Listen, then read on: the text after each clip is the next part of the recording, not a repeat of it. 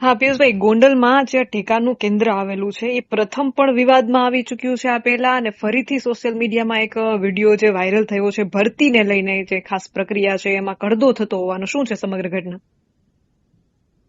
બેન, મને અમારા પાટીદાર અનામત આંદોલનના સાથી છે મિતભાઈ ભાલોડી, જે અનીડા ભાલોડી ગામે રહે છે. એમનો મને ફોન આવ્યો કે આ લોકો અહીંયા 36 કિલો ને 200 ગ્રામ વજન લે છે. એટલે મેં એને પ્રાથમિક તો એવું કીધું કે ત્યાં કોઈ હોય એમને રજૂઆત કરો કે આ 36-200 ના લે, પણ 35-800 નો નિયમ છે. એટલે ત્યાં એને રજૂઆત કરી. પેલા તો જે મજૂર હતા એને કીધું, મજૂરને એવું કીધું કે અમને સ્પષ્ટ સૂચના છે કે 36-200 જ જોખવાની છે. પછી મંડળીના કોઈ કર્મચારી હતા એમને રજૂઆત કરી, એમને પણ એની રજૂઆત સાંભળી નહીં. એટલે ના છૂટકે અમારે જવું પડ્યું ત્યાં જઈ. અને પછી અમે પેલા તો આને સીધું ચેક કર્યું કે ભાઈ આ તમારું શું છે, તમે આવી રીતે કેમ 35-800 ને બદલે 36-200 જોખો? અમે પણ મજૂરને જ કીધું, તો મજૂર એમ કીધું કે અમને સૂચના છે. એટલે પછી ત્યાં એક સરફરાજભાઈ ને ગફારભાઈ કરીને મંડળીના કર્મચારી હતા, મંડળીના કર્મચારીને કીધું કે તમે એને બોલાવો. એ લોકો આવ્યા અને પછી અમે રજૂઆત કરી. તો એને એવું કીધું કે અમને ડેબિટ નોટ આવે છે. એટલે અમે એવી રજૂઆત કરી કે તમે પેલા તો આ જે બારદાન હોય છે એ જૂનું બારદાન હોય તો 1 કિલો જેવું હોય, તો તમે 200 ગ્રામ વધારે લ્યો, બરોબર છે? તો 35-800 ને બદલે બારદાનનું વજન કર્યો તો 700 ગ્રામ. એટલે કુલ ટોટલ એક બારદાને એક જે બોરી હોય, એક બોરીમાં ખેડૂતની 500 ગ્રામ મગફળી વધારે જાય. પેલા તો જે સેમ્પલના નામ ઉપર 2 કિલો લે છે એ, અને પછી એક બોરી દીઠ 500 ગ્રામ. એટલે આટલો બધો ખેડૂતને માર સહન કરવાનો. એક તો ખરેખર ખેડૂત અત્યારે દયનીય પરિસ્થિતિમાં છે. અમે એને રજૂઆત કરી કે તમે મંડળી ખરેખર ખેડૂતના હિત માટે મંડળીનું જે રજીસ્ટ્રેશન થયું હોય કે મંડળીનો સમૂહ જે એની રચના થઈ, સ્થાપના થઈ હોય, એ ખેડૂતના હિત માટે હોય, તો તમે આને નફામાં નુકસાની કરો. અમે સમજીએ છીએ. એને અમને રજૂઆત એવી કરી કે અહીંયા માલ 3-3 દિવસ પડ્યો રહે છે, તો એમાં ગોડાઉનમાં સેમ ડે ની વ્યવસ્થા નથી, એટલે અમને ઘાટી આવે છે. પણ તેમ છતાં અમે ઓવરઓલ સમજાવ્યું કે તમે સમજો 10 લાખ રૂપિયાની તમે આ લોકો અહીંયા નફો કરતા હોય મંડળી, તો ખેડૂતને તમે 10 માંથી 5 લાખ રૂપિયાની નફામાંથી નુકસાની કરો તો મંડળીને તો એકંદરે 5 લાખની ફાયદો જ છે. પછી રકઝક થઈ. રકઝકના અંતે એવો વચલો રસ્તો કાઢ્યો કે 36 કિલો જોખવી. એટલે મંડળીના સત્તાધીશોએ પણ સમજી અને 36 કિલોની ભરતી કરવાનો નિર્ણય કર્યો.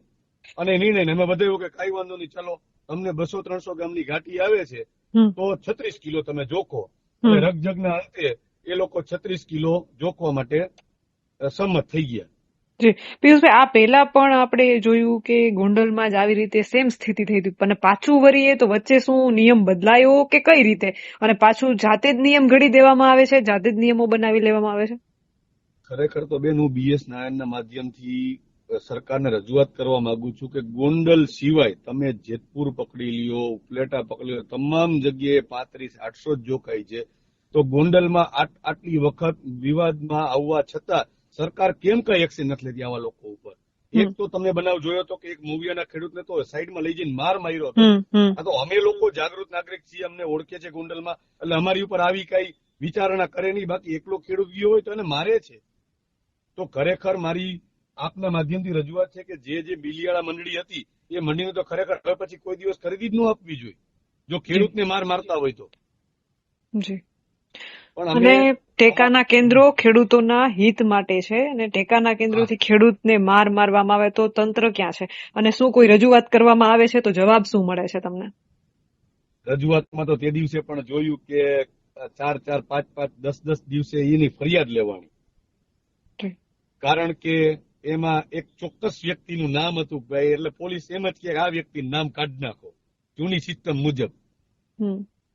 પરંતુ અંતે મીડિયા ટ્રાયલ થયું, લોકોએ મીડિયાના માધ્યમથી સમર્થન કર્યું આ બનાવને કે ભાઈ એનો વિરોધ કર્યો કે આવું ખરેખર ખેડૂત ઉપર હુમલો નિંદનીય છે. અને અંતે પોલીસે ફરિયાદ નોંધી અને 151 જેવી કલમ મારીને CM ડે ઉભા એને લઈ આવે ને લોકઅપમાં ન બેસાડે, VIP ટ્રીટમેન્ટ આપીને મામલતદારમાં રજૂ કરી છોડી દે. એટલે હવે આમાં તો એનું મોરલ હાઈ થવાનું, ડાઉન થવાનું, જે વ્યક્તિ મારવા વાળો હતો. એટલે ખેડૂતને ચારે કોરથી પીસાવાનો સમય છે. હવે તો સરકાર આમાં ખરેખર તો એને ખેડૂતોનું સંપૂર્ણ દેવું માફ કરવું જોઈએ.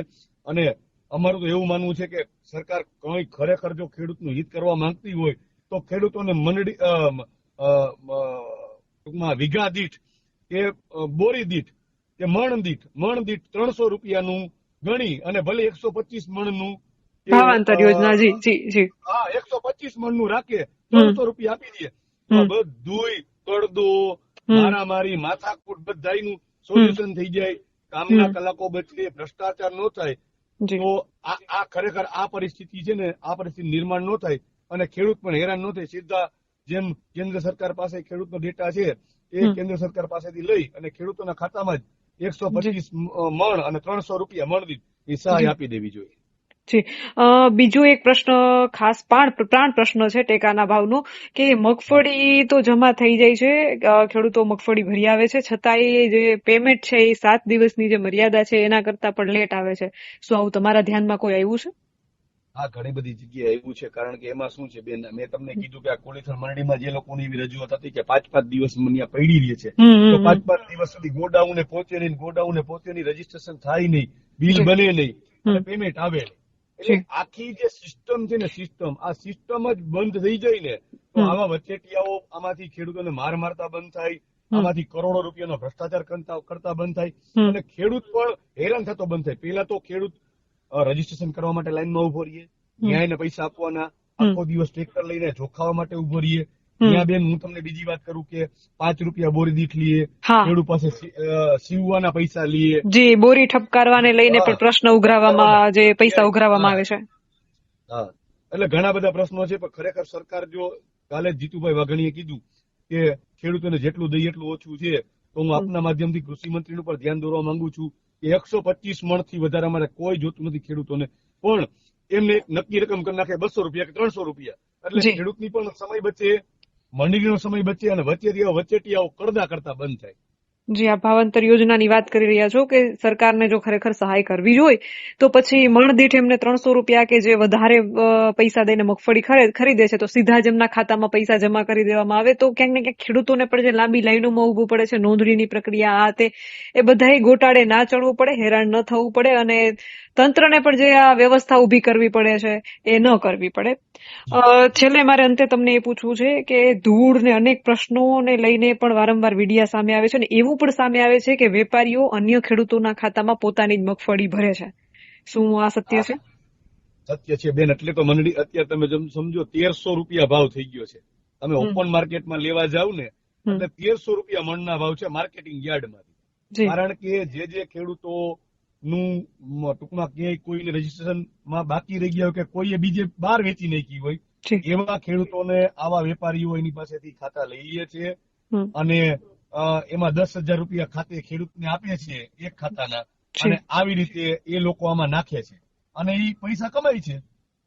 જી, અહીં એક ધ્યાન એ પણ દોરવા જેવું છે કે ક્યાંક ને ક્યાંક ખેડૂતની પણ આ ભૂલ છે જે આપણે અવગણી ન શકીએ કે ખેડૂત શું કામ પોતાના ખાતા આપે છે વેપારીઓને. ખેડૂત ખાતા આપે છે ત્યારે વેપારીઓ આ રીતના ભ્રષ્ટાચાર કરે છે ને. અને ખેડૂતને પણ આ બાબતમાં ખાસ ધ્યાન દોરવાનું જરૂર છે. આપણે ખેડૂતો માટે લડીએ છીએ, ખેડૂતો માટે અનેક પ્રશ્નો ઉઠાવીએ છીએ, પણ ખેડૂતને પણ આ વાતની કાળજી લેવાની ખાસ જરૂર છે કે પોતાના ખાતા એને વેપારીઓને ન આપવા જોઈએ. જી, માત્ર 10,000 રૂપિયાથી સરકારના કેટલા પૈસા લઈ જાય.